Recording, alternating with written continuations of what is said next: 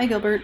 Just looking at your football here, and your logo. I like it. I think that it might be a little bit too fine of detail.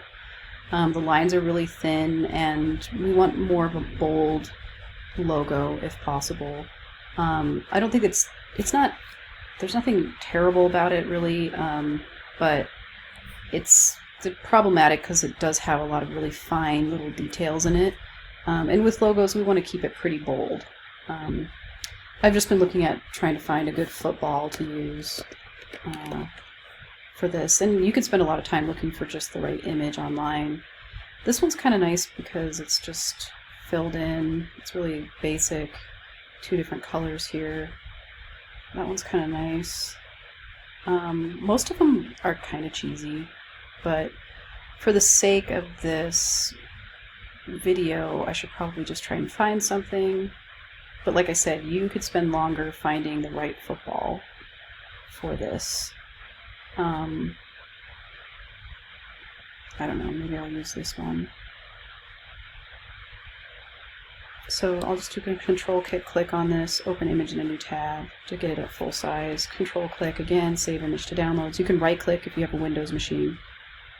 I'm going back into Illustrator. I'm going to do a file place. Bring in this image from my downloads that I downloaded. Click and hold down and then let up at the size I want it to come in at. And then I can just do my image trace over here in the properties panel. Image trace is a great thing to use. It's one of the first things I always teach in Illustrator because it's so useful. So go to black and white logo, and that made a really basic football shape. And then the second step for the image trace is always to push expand, and once we do that, we get on the white arrow tool. You can see now that this is a vector file. It's got anchors in it. It didn't do the best job tracing this part of the logo. I'm not sure, or of the football. I'm not quite sure why.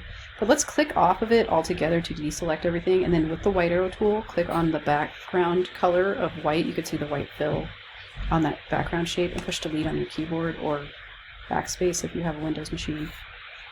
Let's click on the white here and delete that. Let's click on the black. We're using the white arrow tool to do this, remember, not the black arrow. And let's use the smooth, oops, I'm using the shape over tool here. I meant to go on this under the smooth tool. It's under the sharper tool. The smooth tool, it looks like a pencil with some lines through it. Let's go back and reselect this shape again and go back to the smooth tool and just smooth this out, just to try and make this shape look a little bit nicer.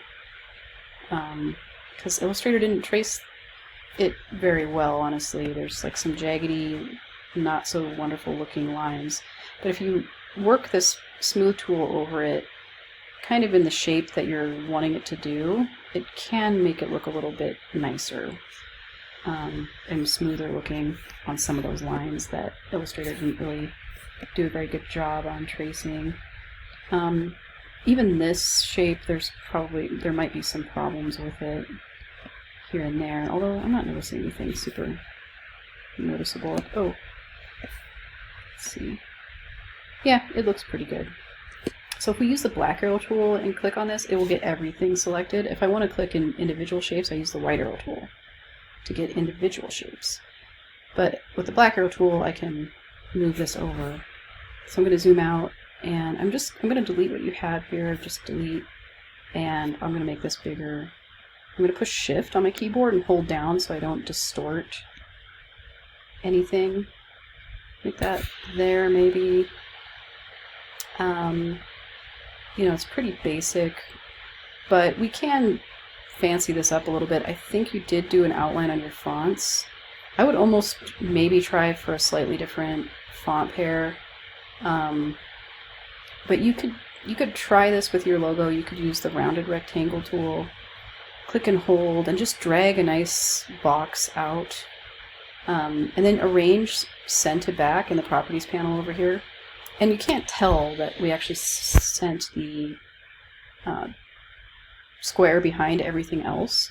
But if we click and hold down and drag and let up, we can get everything selected at the same time. And then push shift on our keyboard and click on the item on the background just to get that deselected from our current selection. And we can actually go over here to the fill color and make it white. So we've basically created kind of a reverse thing. And I'm actually going to use the black arrow tool to drag this out to the very edge of our artboard.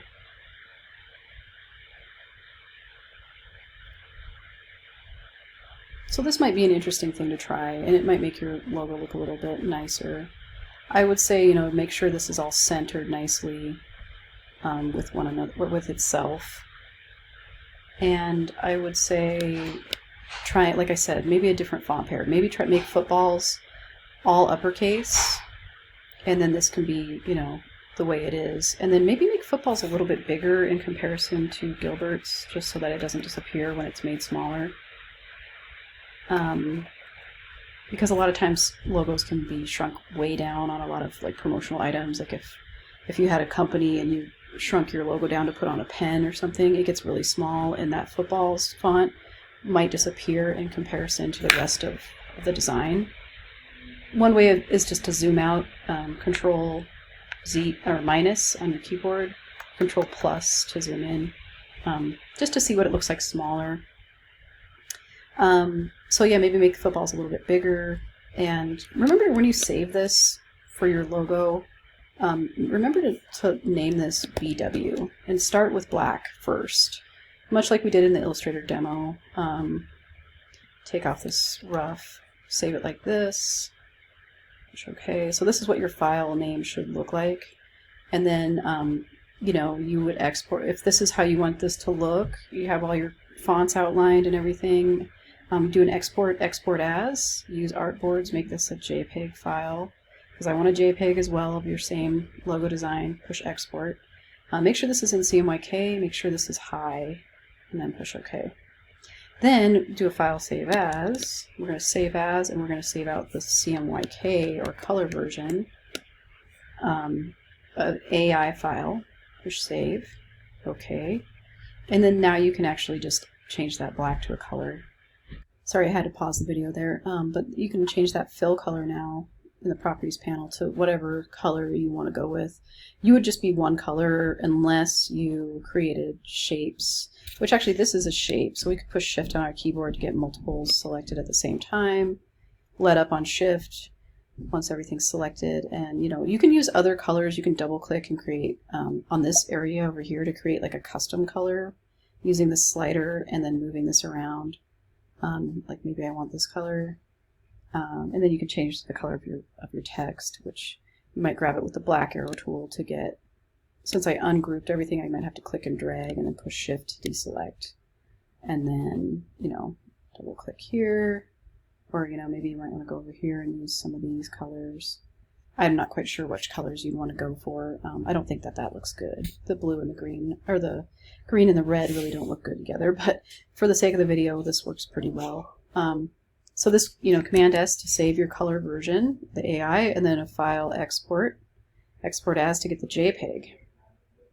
Use artboards, make sure the format's on JPEG. Keep the file name the size same, CMYK, high resolution, push OK. And so if I go in here, you can see my downloads folder is kind of a mess, but these are the 4 files for your final logo that I'm going to want. I'm going to want the AI of the CMYK in black and white, and a JPEG of the black and white and CMYK. So this is what it should be looking like. And the file naming convention should look like this. I'm probably going to have you make a folder. So, you know, create a new folder. You know, you can name it that way. You can put spaces. Why did that not stick?